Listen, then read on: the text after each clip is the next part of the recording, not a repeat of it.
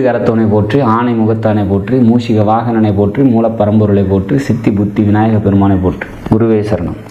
இணையத்தாள் இணைமீதங்களுக்கு வணக்கம். இது மே மாத ராசி பலன். மே மாதம் மீனராசிக்கு எப்படி இருக்க போகுது அப்படிங்கிறத பார்க்கலாம். அதுக்கு முன்னாடி வரக்கூடிய முக்கிய விசேஷ தினங்கள் அப்படின்னா, மே 4ஆம் தேதி அக்னி நட்சத்திரம் ஆரம்பம், மே 10ஆம் தேதி அக்ஷய திருதியை. அன்றைய தினம் பார்த்திங்கன்னா உங்களால் முடிஞ்ச நன்மைகளை மற்றவங்களுக்கு செய்யுங்க, அது பன்மடங்கு பெறும். 22ஆம் தேதி நரசிம்மர் ஜெயந்தி. அன்றைய தினம் நரசிம்மர் வழிபாடு மேற்கொள்வது சிறப்பை தரும்.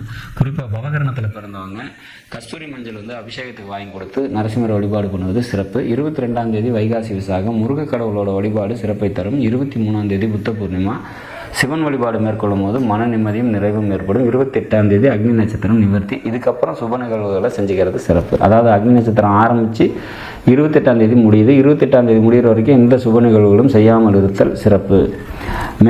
மீனராசியை பொறுத்தவரை எப்படி இருக்கும் அப்படின்னா, மீனராசிக்கு நல்லது எதுவுமே நம்ம சொல்ல முடியாத ஒரு சுச்சுவேஷன்ஸ் தான் இருக்குது. ஏன் அப்படின்னா, 2 பக்கமும் பாவகிரகங்களோட தொடர்பு ராசிக்கு இருக்குது. சனி உங்களோட ராசி நோக்கி வந்துட்டுருக்காரு. ஆல்ரெடி ராகு ராசியில் இருக்கார். மனதில் தேவையற்ற சஞ்சலங்கள்லாம் ஏற்படக்கூடிய ஒரு காலமாக இது இருக்குது. சில பேருக்கு ஸ்கின் டிசீஸ்லாம் இருக்கும், நீர்னால் ஏற்படக்கூடிய நோய்கள் ஏற்படலாம். அந்த மாதிரியான ஒரு சில சிரமமான ஒரு காலம் ஆனால் இப்போ ஏற்பட்ட சூழ்நிலையில் இந்த மே மாதம் உங்களுக்கு நல்லாயிருக்கும். ஏன் அப்படின்னா, 2ஆம் வீட்டின் அதிபதி உங்கள் ராசிக்கு 2ஆம் அதிபதி செவ்வாய், அவர் ராசியிலே இருக்கார். உங்களோட ராசிநாதனோட பரிவர்த்தனை ஆகிறாரு. அப்போ ராசிநாதன் ஸ்ட்ராங் ஆகிறாரு. 2ஆம் வீட்டில் இருந்த குரு பகவான் இப்போ இங்கே வராரு, ராசிக்கே பரிவர்த்தனை ஆகி. அப்போ மிக சிறப்பான ஒரு அமைப்பு, ஸ்ட்ராங்காக இருக்கும். வரக்கூடிய எந்த ஒரு சுச்சுவேஷன்ஸும் சமாளிப்பீங்க. குடும்பத்தில் மன மகிழ்ச்சியும் ஒற்றுமையும் ஏற்படும். குடும்பத்துக்காக நிறைய செலவினங்களை செய்வீங்க. பொருளாதாரம் நல்லாயிருக்கும், பொருளாதார உயர்வு ஏற்படும் அப்படிங்கிற மாதிரியான ஒரு அமைப்பு.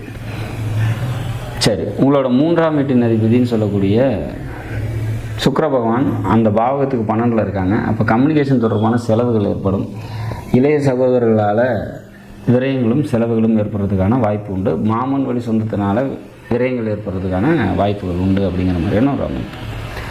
சரி, 4ஆம் அதிபதி நீச்ச நிலையிலே ராசியிலே இருக்காங்களே, இது எதுவும் பாதிச்சிருமா அப்படின்னாக்கா, அந்த வீட்டின் அதிபதி அங்கேயே வந்துடுறதுனால மாமன் வழி உறவினர்களால் நன்மைகள் ஏற்படும். எழுத்து, டாக்குமெண்டேஷன், கம்யூனிகேஷன் இது தொடர்பான தொழில் செய்கிறீங்க அப்படின்னா அதெல்லாம் முன்னேற்றம் அடையும். புரோக்கரேஜ், இடம், ரியல் எஸ்டேட் இது சம்மந்தப்பட்ட தொழில் செய்கிறீங்கன்னா அதுவும் நல்லாயிருக்கும் அப்படிங்கிற மாதிரியான ஒரு அமைப்பு. ரத்த சம்மந்தப்பட்ட உறவுகள்கிட்ட கூடுதல் கவனத்தோடு இருந்துக்கிறது சிறப்பை தரும். அவங்களால தேவையற்ற மனக்கசப்புகள் ஒரு சில பேருக்கு ஏற்படலாம். சொந்த தொழில் செஞ்சுருக்கணும், தொழில் மேன்மையடையும், தொழிலில் முன்னேற்றம் ஏற்படும்.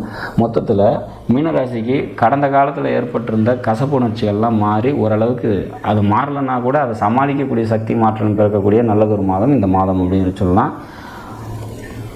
பெண் தெய்வம், அதாவது உக்கிரமான ஒரு பெண் தெய்வத்தை வழிபாடு பண்ணுறீங்க அப்படின்னாக்கா இந்த மாதம் கூடுதல் சிறப்பை தரும். அம்மன் வழிபாடு சிறப்பை தரும் அப்படிங்கிற மாதிரியான ஒரு அமைப்பு. நாடும் நாட்டு மக்களும் நலமுடன் வாழ நவகிரகங்களை வேண்டிய அமைகிறேன். நன்றி, வணக்கம்.